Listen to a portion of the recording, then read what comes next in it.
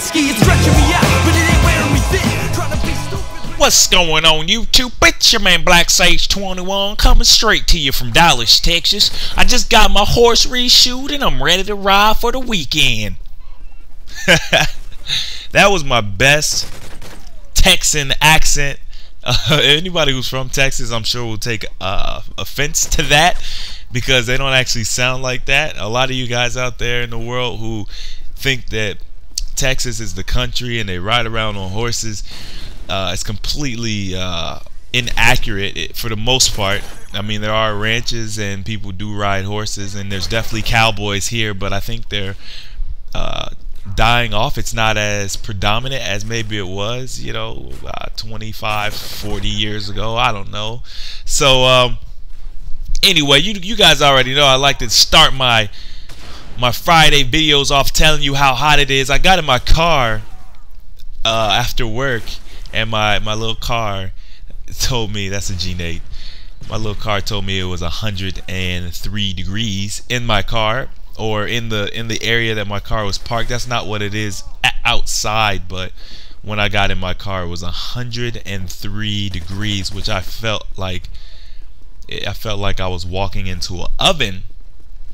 But you know, that's besides the point. Anyway, yeah, we were running on C-Town here, and I wanted to throw up a gameplay with a different weapon besides the MP7, so I put on the MP5. So I'm kind of like going from the best submachine gun to the worst submachine gun, arguably the worst submachine gun. I still do like it.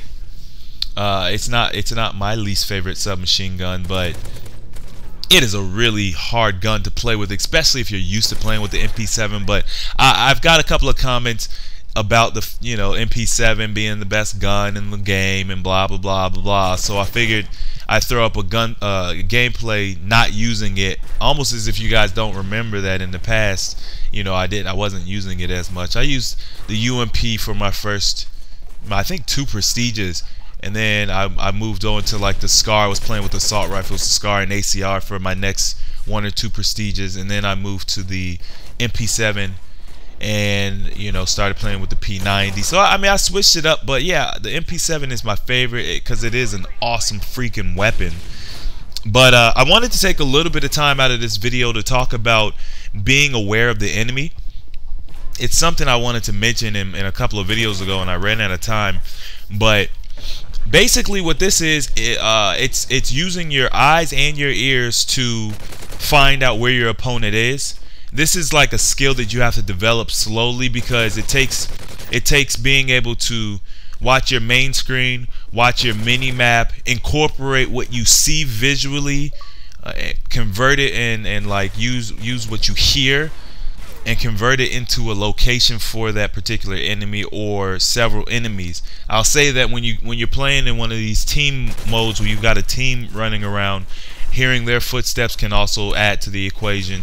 So you've got to be able to quickly look at your map, look at your green guys. I mean, obviously, if you know there's no green arrows around, you know there's no friendlies near you. So anything that you hear as far as like footsteps, you know that's an enemy. And then being able to decipher where that enemy is coming from. I will say that using headsets for this particular thing is going to improve how accurately you can find out where somebody's coming from. So a lot of people think that when you buy the headsets it instantly makes you better. They don't. I find that what the headsets do is, if you're already one of those people who is very aware of the sound around you, and look at this guy, like the Predator pops up and he doesn't even attempt to like get out of the way. I mean, really, like, come on. You guys gotta pay attention to your mini maps, man. Like, don't be so focused on the game. When that Predator gets up, move away from your teammates and try to move towards cover. If you don't feel like you're gonna make it to cover, at the very least try to get away from your teammates so that that person doesn't get a double kill. You know, I mean, that's gonna make them have to make that split decision whether to go for you or your partner. And a lot of times what I will try to do is I'll try and throw it in the middle and get both of you, and sometimes I don't get anything. So it's always better to, you know, try to avoid that Predator and stay away from your teammates.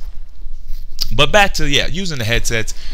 You know, if you're already that type of person who, you know, has that awareness, you'll be okay. The headsets will probably help you a ton. But this game's coming to a close. I hope you guys enjoy your weekend, and don't forget to holla at your boy Sage.